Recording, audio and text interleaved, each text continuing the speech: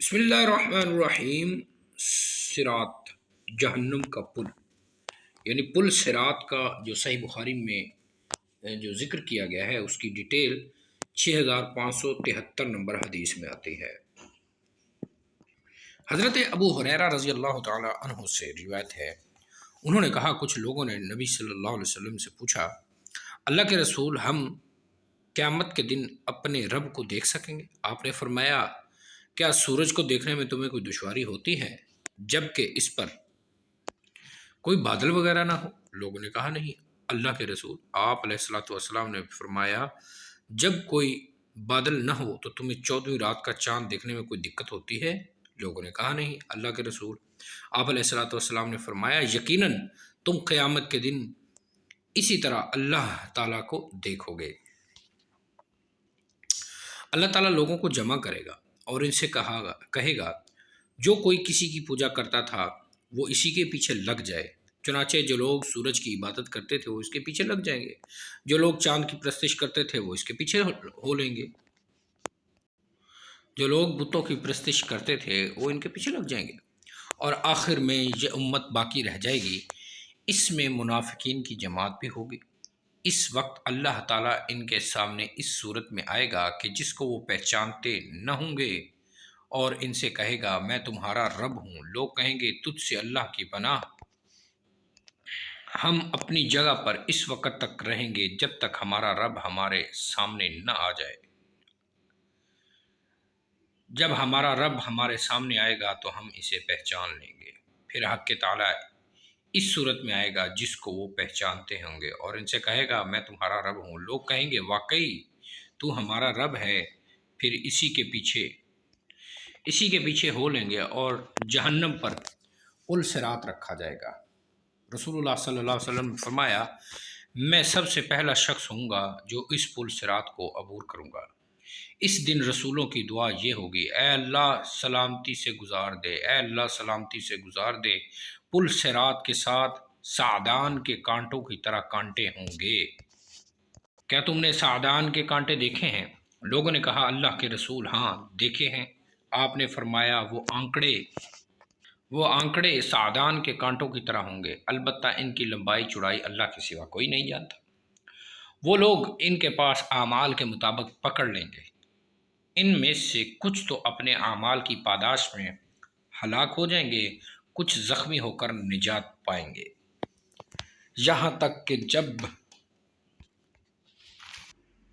وہ آنکڑے اعمال کے مطابق لوگوں کو پکڑ لیں گے، ان میں سے تو کچھ اپنے اعمال کی پاداش میں ہلاک ہو جائیں گے، ان میں سے کچھ لوگ اپنے اعمال کی پاداش میں ہلاک ہو جائیں گے اور کچھ زخمی ہو کر نجات پائیں گے، یہاں تک کہ جب اللہ تعالیٰ اپنے بندوں میں سے فیصلے سے فارغ ہوگا اور جہنم سے انہیں نکالنا چاہے گا، لیکن جنہیں نکالنے کی اس کی مشیت ہوگی، یعنی اللہ کی رضا ہوگی، اور جو گواہی دیتے تھے کہ اللہ کے سوا کوئی برحق نہیں، تو اللہ تعالیٰ فرشتوں کو حکم دے گا کہ وہ ایسے لوگوں کو جہنم سے نکال لیں۔ تو فرشتے انہیں سجدوں کے نشانات سے پہچانتے ہوں گے، کیونکہ اللہ تعالیٰ نے دوزخ پر حرام کر دیا کہ وہ ابن آدم کے جسم سے سجدوں کے نشان کو کھائے۔ چنانچہ جب فرشتے ان کو نکالیں گے تو وہ جل کر کوئلہ ہو چکے ہوں گے، پھر ان پر پانی بہایا جائے گا جسے آب حیات کہا جاتا ہے۔ وہ اس وقت اس طرح تر و تازہ ہو جائیں گے جس طرح سیلاب کی خس و خاشاک سے دانہ اگتا ہے۔ ایک ایسا شخص باقی رہ جائے گا جس کا چہرہ جہنم کی طرف ہوگا۔ وہ عرض کرے گا، اے میرے رب، اس کی بدبو مجھے پریشان کر دیا ہے اور اس کی تیزی سے مجھے جلا ڈالا ہے، اس کی تیزی نے مجھے جلا ڈالا ہے، میرا چہرہ دوزخ سے دوسری طرف کر دے۔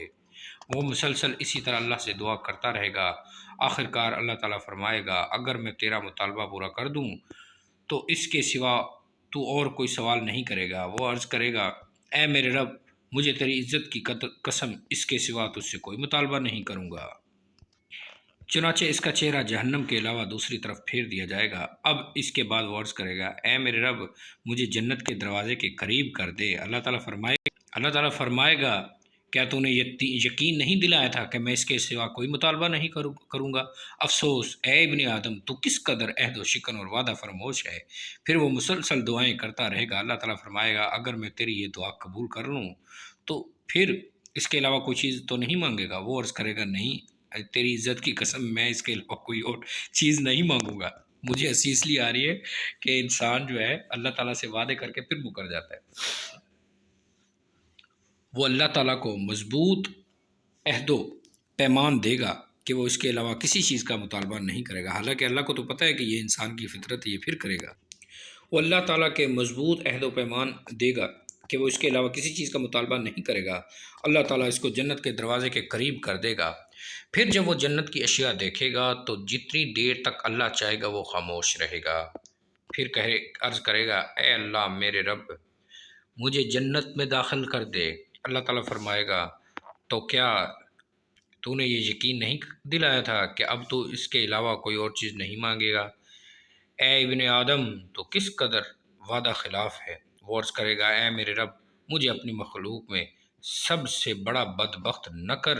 میں وہ مسلسل دعائیں کرتا رہے گا یہاں تک کہ اللہ تعالیٰ ہنس دے گا۔ جب اللہ تعالیٰ اس سے ہنس دے گا تو اس شخص کو جنت میں جب اللہ رب العزت ہنس دیں گے تو وہ ان کو جنت میں داخلے کی اجازت مل جائے گی۔